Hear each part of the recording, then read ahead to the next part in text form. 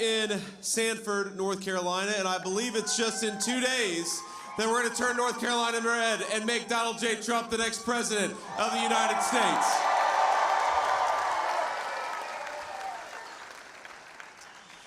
Now, I got to ask, who voted early in this? Wow. It's a big crowd. Well, and who is going to vote on Election Day?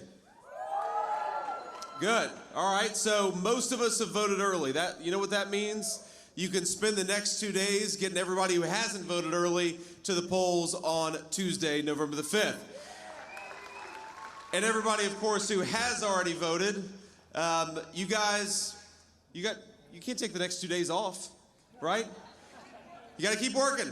Got to keep getting people to the polls. The only way we're going to win this race is to swamp the vote and make this thing too big to rig. So let's go out and do that together.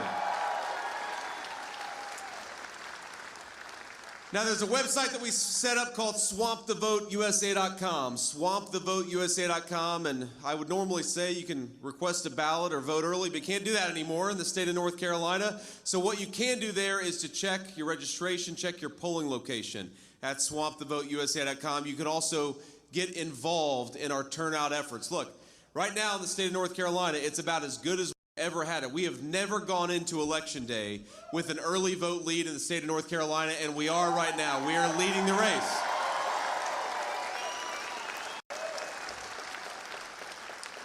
So that's the good news. The bad news is the Democrats are going to try to swamp the vote in their own way on Election Day, so we got to make sure that every single friend, every family member, everybody who hasn't gotten to the polls, we got to make sure that they get there, and that's why we're here, is to remind you that we have got to win, not just the days before Election Day, because that's only half the battle, and I'm glad that we won it, but we got to win Election Day too, and that's what we're going to win. We're going to make Donald Trump the winner of North Carolina, but the president-elect of the United States. Now, the stakes of this election couldn't be higher, of course, and I think it's important to remind our fellow citizens that they could have it so much better, and in fact, when Donald Trump was president, they did have it so much better. Look, I brought this just to illustrate how much Kamala Harris's inflation has cost us. This is $5,000 right here. This is 5 months of Kamala Harris's inflation. Every North Carolina family is paying this in additional grocery prices, and additional rent prices, and additional housing prices. And ask yourselves, how much bigger is this stack going to be with 48 months of Kamala Harris's leadership? The answer is it's going to be way too high. Now, meanwhile, Donald J. Trump would like to give every single American this in the form of a tax cut. So you got to ask yourselves,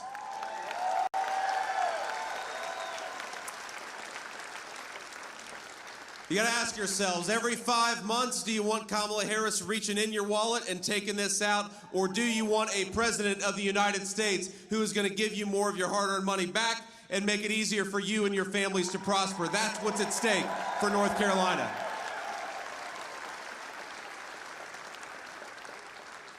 And I got a guy in the front here asking me to give it to him. And, sir, we're not Democrats. We don't pay people to vote.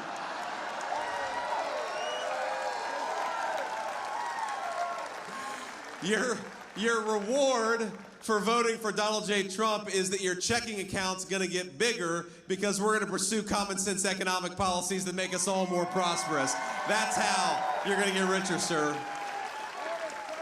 But I can't blame you for trying. It's worth asking. Look, Kamala Harris, it's simple.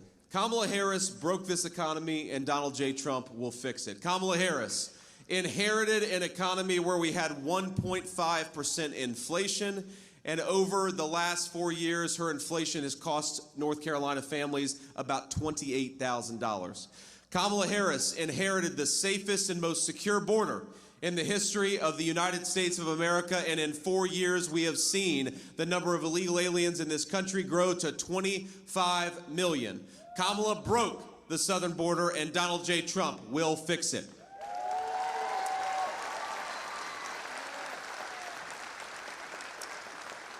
I don't know if you saw the jobs report a couple of days ago, but the American economy lost 28,000 private sector jobs. We lost 46,000 manufacturing jobs in just the last month.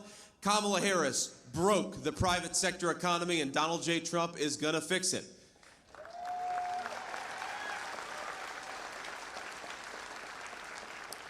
And of course, whether it's housing prices, whether it's mortgage interest rates, whether it's grocery prices, everything has gotten more expensive under Kamala Harris's leadership. So again, we have to ask ourselves, do we want a president who broke the economy, broke the border, broke your wallets, or do we want a president who has already fixed it and will fix it again when we give him an opportunity to govern?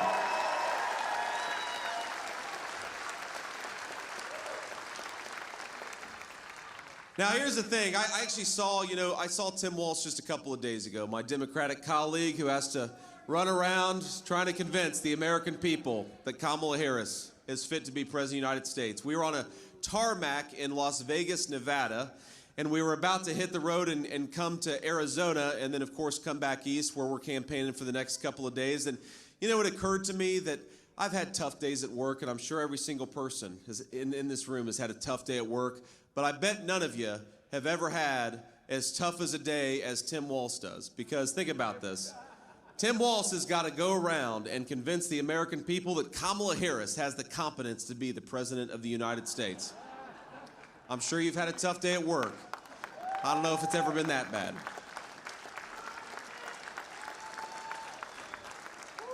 Tim Walz has got to go around the country and try to convince people that Kamala Harris, the sitting vice president, is somehow going to change and do something different over the next 4 years that she hasn't done over the last 4 years. Tim Walz has got to go convince people that Kamala Harris is going to be different than she has been. She's going to fix the problems that her policies created. You know what I get to go around and do? I get to go around and talk about the fact that when Donald J. Trump was president, we had the fastest rising take-home pay in 40 years in the United States of America. I get to go around and talk about the fact that when Donald J. Trump left office, inflation was at 1.5%. Americans can afford the basic necessities of a good life. And I get to go around and talk about the fact that when Donald J. Trump was president, we were able to secure the southern border, and we told people who came here illegally into this country, go back home and come through the proper channels. We're not welcoming illegal immigration by the hundreds of thousands. That is the Donald Trump record, and that is the Donald Trump plan for our future. And it's funny to watch Kamala Harris. She gives these interviews. And, on the one hand, obviously, I disagree with Kamala Harris on all these issues. I criticize her every single day. On the campaign trail, I criticize what she has done to the United States of America. And then on the other hand, she goes and does an interview, and I think she picks us up about 100,000 votes. So, Kamala Harris isn't all bad, right? Every now and then she helps us out. And here's the thing. When Kamala Harris, when she's got a teleprompter in front of her, she throws out a bunch of slogans, and sometimes they sound ridiculous and sometimes they sound okay, but we can't pay attention to the slogans of Kamala Harris. We've got to pay attention to what she's actually done. And what Kamala Harris has actually done is that she came into office and bragged about undoing Donald Trump's successful border policies. She came into office and said that she was going to go to war on American energy, and that's exactly what Kamala Harris did, and that's one of the biggest reasons why we can't afford groceries and why our citizens can't afford to buy a nice home. She came into office and said she cast a tie-breaking vote on trillions of dollars of new spending. And so every time you hear Kamala Harris stand before the American people with a teleprompter in front of her and say, on day one, we're going to tackle the affordability crisis, or on day one, we're going to secure the southern border, you can ask Kamala Harris, day one was 1,400 days ago. What the hell have you been doing for the past 4 years? Stop talking about your job and start doing your job.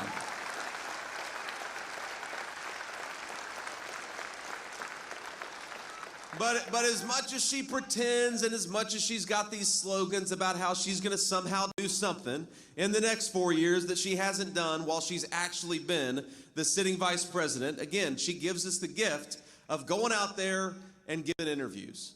And even though they're always softball interviews, and even though our friends in the press never ask Kamala Harris difficult questions, sometimes they ask her easy questions and she still screws those up.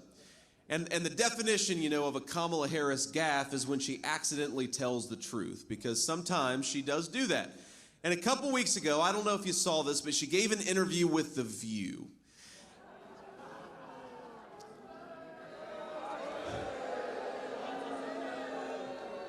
And I always say, look, the sacrifice I make as your next vice president is I watch Kamala Harris on The View so that you don't have to. Look, we need you. You're welcome. We need you as sharp as you possibly can be for the next 2 days, because we got to turn out the vote. So don't go and watch this interview, because you lose about 20 IQ points if you do. But I watched this interview, and remember, she talks about how different she's going to be from Joe Biden when she's got a teleprompter in front of her. But they ask her in this unscripted interview, what would you have done differently over the last 4 years? And think about all the things she could point to. The wide open southern border, the unaffordable grocery prices, all of the pain and suffering that her policies have caused for the American people. What would you have done differently over the last 4 years is the easiest question imaginable, and Kamala Harris says, nothing comes to mind. Well, think about this. How is the person who admits that she would have done nothing different over the last 4 years, how is she going to solve the problems that have been created by the last 4 years of policy? If she's not going to do anything differently, how is she going to lower your grocery prices? If she's not going to do anything differently, how is she going to make home ownership more affordable for our young people? If she's not going to do anything differently, how does she propose exactly to close the border that was opened under her watch? And the answer is she doesn't plan to do anything differently. So for the people of North Carolina, the choice is very clear. It's a choice between more of the same. More high grocery prices, more unaffordable housing, more open borders, more fentanyl in our communities, or the choice is, do we take this country in a different direction? Do we get back to peace and prosperity? Do we get back to the leadership of Donald J. Trump? And that's what we're going to do.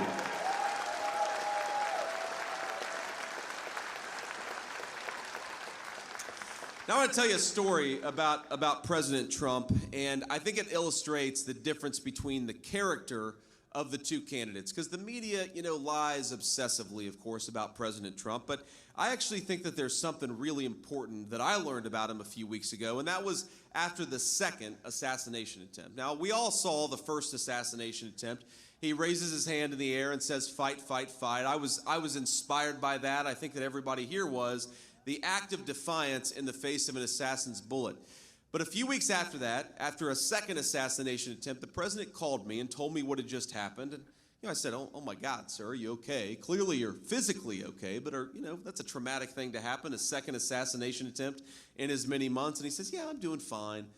I'm kind of pissed off, though, because I was going to make a birdie on the 6th hole, and the Secret Service wouldn't let me finish. And it kind of occurred to me in that moment that that's the kind of person you want in the Oval Office when the world goes to hell.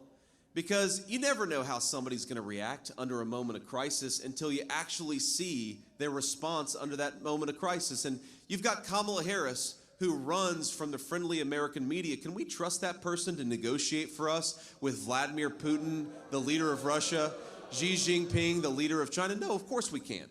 Because she can't even talk to the friendly American media. She sure as hell can't be trusted to negotiate on our behalf on the world stage. But you know who I do trust? The guy who took a second assassination attempt with good humor and didn't lose his cool and went back to work the very next day. That's who we want doing the American people's business.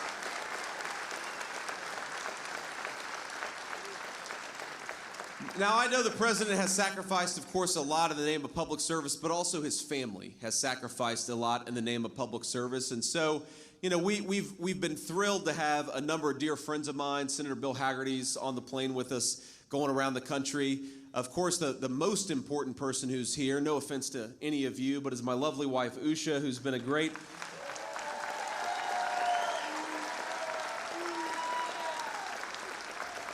He's been a great partner, of course, but just my best friend, and it's fun to get to do this with your best friend. We've got the great Senator Ted Budd and his lovely wife. Thank you, Ted, for being here. But we've also had my dear friend and the president's eldest son, who I think would like to say a few words. Donald Trump Jr., come on up here and tell the people why they need to vote for your dad.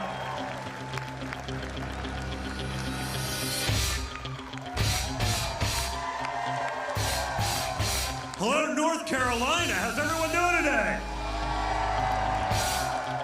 Very nice. Listen, guys, I saw it coming in. I love that you've all almost early voted. But now, if I got to spend like the last 3 months on the campaign trail doing like 4 to 7 stops a day, you guys can spend the next 3 days rounding up, finding your friends, texting them, calling them, making sure we make this too big to rig. We have an incredible opportunity right now to do something for our country, something that's so spectacular, something that's so different. It's just not the typical bureaucracy anymore. Think of now we have like an actual like America First bench. How great has J.D. Vance been out there? Then you add in guys like Bobby Kennedy, let him fix the problems that they've been poisoning our kids with in health. You have Tulsi Gabbard. You got people from across the aisle coming in to finally put common sense first. And then you have the ultimate, Elon Musk. How about you put him in there and clear up some of the bottlenecks and the things that are broken in DC? I mean, the guy literally, he's putting things into space in like a few weeks. He started this a couple of months ago, and he's outperforming NASA. That's been doing it for like 75 years. I mean, isn't that perfect? Isn't that exactly what we need? And it's exactly why DC is pushing so hard against it. That's all they have. They have that bureaucracy. With that bureaucracy is money and power, and that's all they care about. You see it each and every day. So we can do something different, but we cannot do it by ourselves. We saw they can cancel the most powerful guy in the world. They can shut him down. They can censor him. They can manipulate him. They can say things he didn't say, or they take like the first like quarter of a sentence and just neglect to inform anyone about the rest of the sentence. Whatever they do for their narrative, they will do it. Okay, the fake news, they're gonna fake. We see that. And we also understand that we are not in a fair fight because of it. That is $1 trillion industry. You combine that with another $1 trillion in big tech, functioning as the propaganda arm of today's Democrat Party, and you realize we all have to function as a team together, and we can do that. I mean, I thought JD's example, JD pulling out that fat stack of Benjamins. We were in Vegas, one of the guys hit on a slot machine, not exactly the most manly form of gambling, but fine. But I thought it illustrated a great point. But I think another example that I like to use when I talk about it is I took 2 of my sons. Last summer, we were on a father-son fishing trip. We came back and they were hungry. They were 10 and 14 at the time. And we went to McDonald's, where my father is now allegedly a fry cook. Now, the Biden-Harris economy is so bad that Donald Trump has to not only run for president, but he has to work at McDonald's and as a garbage man just to make ends meet. And you know what I loved about it? It was the media response to McDonald's. Oh my God, it was a staged opportunity. It's like, no, really? Like, I thought he was actually working there. I mean, that's how insane they are. Think of that, okay? But I take my kids to McDonald's, and I'm not one of these guys, you know, liberal virtue signaling. My 2-week-old baby was crying the other day about the potential of nuclear proliferation on the Korean Peninsula. It's like, no, I know exactly who I am. I'm very comfortable with it. I'm open and honest about it. I'm the son of a billionaire from Manhattan. But if Donald Trump Jr. takes his children to McDonald's and has sticker shock, that is a serious problem, folks, okay? Like, that is a serious problem. Like, McDonald's was never, until the Harris-Biden economy, it was never a luxury item, right? And under my father, it won't be again. But we have to get him there, okay?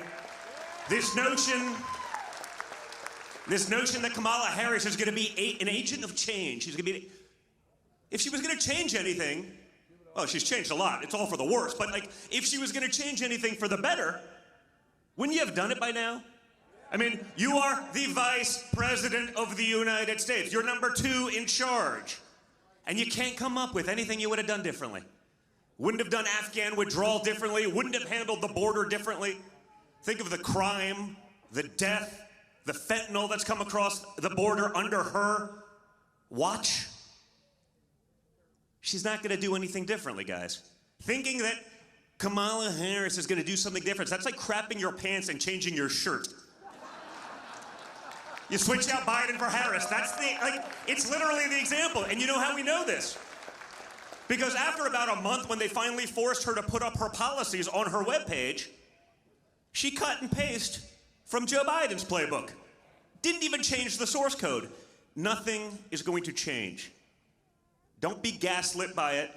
Don't believe it. Just get all of your friends out. If we do this, we will do this together. Okay, we can take back our country together. We will function like a team. We will actually have unity. We will end the insanity of men in women's sports. We'll end the insanity of our open border policies, where they let in 600,000 criminals, 13,000 murderers, 16,000 sex offenders and rapists. Think about that. Those are U.S. government statistics from their administration. They know that's coming across our border, and they allowed it to happen anyway. This is not sane. They're not worried about any of that. They'll allow that to happen. But if someone adopts a baby pet squirrel, justice for Peanut. No, but think about it. Our government will let in 16,000 rapists, they'll let in 13,000 murderers, they'll let in 600,000 criminals across our border. But if someone has a pet squirrel without a permit, they go in there and kill the squirrel. Think about it. That's the Democrat Party. That's where they'll go. That's their overreach. They want to control every aspect of your life. The big stuff, the stuff that matters, the stuff that's killing our kids, destroying our neighborhoods. That's different. We got to follow the woke playbook. Change it all on November 5th. Yes, it is. Change it all. So, guys, it's up to you. JD's going to be in there. The whole team's going to be in there. But you guys have to make that possible. You guys have to be that catalyst for change to allow it to happen. So whatever you would do if you woke up on November 6th and Kamala Harris was president-elect, whatever you would do for that mulligan, whatever you would do for that do-over, do it for the next 3 days. You act and function like you're the third monkey in line for the Ark and it's starting to rain. Because that's the reality of the situation. So North Carolina, thank you so much. JD, thank you so much. You guys are the best. We love you, and we will always, always, always keep fighting for every one of you. Thank you, guys.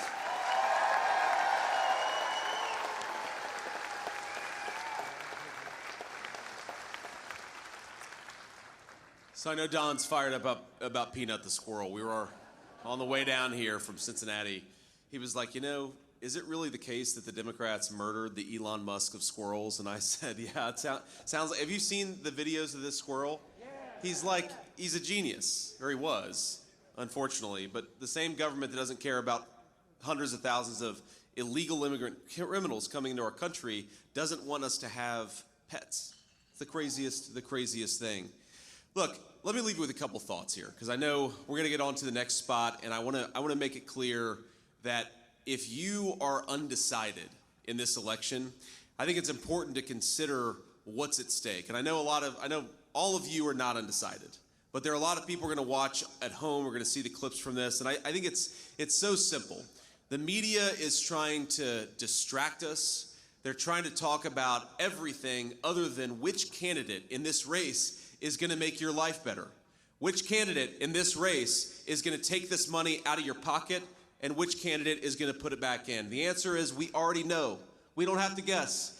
Kamala Harris, over the last 4 years, has been taking money out of your pocket with inflation. Donald Trump already put a lot of money back in your pocket when he was president, and that's exactly what he's going to do again. We ask ourselves, how do we create the prosperity of the Trump economy? How do we go from low inflation and rising take-home pay to where Kamala Harris has got us today? And the answer is very simple. Kamala Harris decided to wage war on the American energy industry. Because think about this.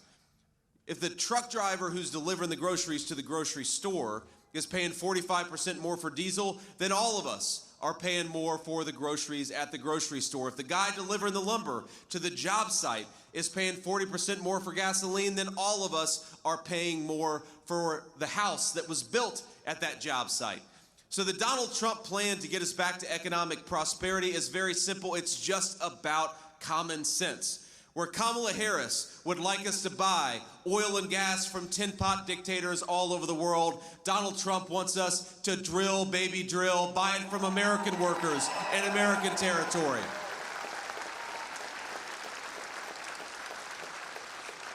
Where Kamala Harris talks about wanting to raise your taxes and reward foreign corporations that ship our jobs overseas, Donald J. Trump is saying, why don't we give American workers and American companies a tax cut, and why don't we penalize the foreign corporations that are stealing our jobs and shipping them to China and Mexico? That's common sense. Where Kamala Harris has rolled out the red carpet to illegal immigration, has offered to give Social Security and Medicare benefits paid for by you to people who have no legal right to be in this country, Donald J. Trump is saying, let's finish the wall and send illegal aliens back to their home countries, which is where they belong.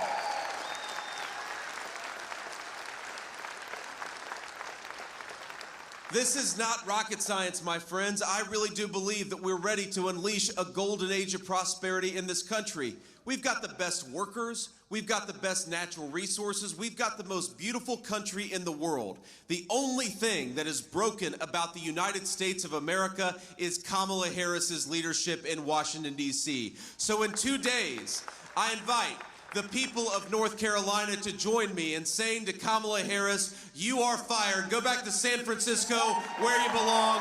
We don't want you in Washington anymore.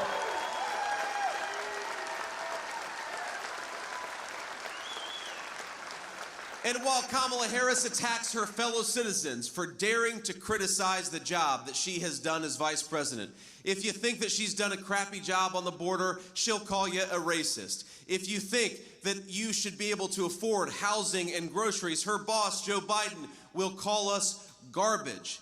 And here's the simple message to the leadership, the broken, corrupt leadership of Washington, D.C. Our fellow citizens are not garbage for not being able to afford groceries. The people of this country are not racist because they think that we ought to have a secure southern border. We are not garbage for thinking that we ought to kick the Mexican drug cartels and the poisonous fentanyl that they brought into this country the hell out of our country.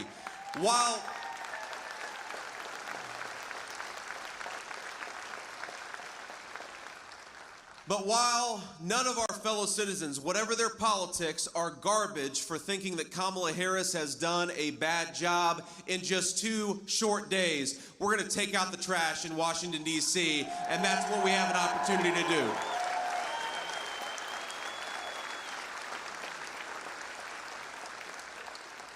Now, we're going to have to hit the road, but I want to leave you with one final thought and one final request to continue to work to get out the vote.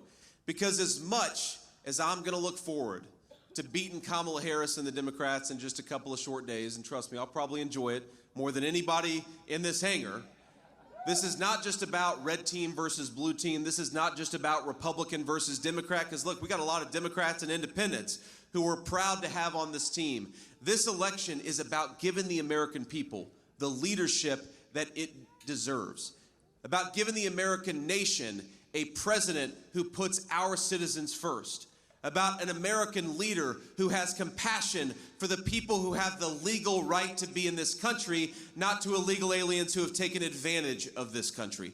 That's what this election is about. And think about all of our fellow citizens, the people who built this country, the people who go to work every day and keep it running, and they're suffering right now. They're suffering because of that broken leadership in Washington, D.C. I've met parents whose teenagers died of a fentanyl overdose because they did what a lot of teenagers do. They took something under peer pressure, and because the Mexican drug cartels have taken advantage of this country, what they took was laced with fentanyl. And so they paid for that teenage mistake, not with a lecture from their parents, but with their lives. We have got to fix what's wrong in this country so that American parents can raise their children in safe and secure neighborhoods. That's what this election is about.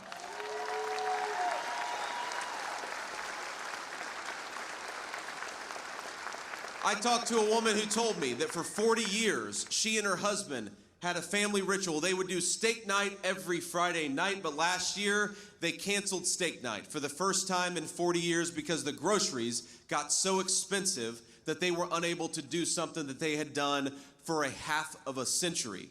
Now, I happen to believe that if you work hard and play by the rules, you ought to be able to afford steak night on a Friday night with your loved ones. And that is what we're fighting for. We're fighting for the Americans who want to afford a nice meal. We're fighting for our fellow citizens who can't afford groceries and housing because of what's gone on in this country for the last few years. We're fighting for American parents and grandparents to raise their children in safe and secure neighborhoods. We're fighting for the basic principle that if you work hard and play by the rules, you ought to be able to get ahead in this country that all of us love. Now, I believe that that can happen, and I believe it will happen, but it won't happen unless we give the American people a president who is fit to lead this great nation. So in 2 days, North Carolina, let's do exactly that. Let's make Donald J. Trump the president of the United States. We're gonna do it. Let's do it together. God bless you.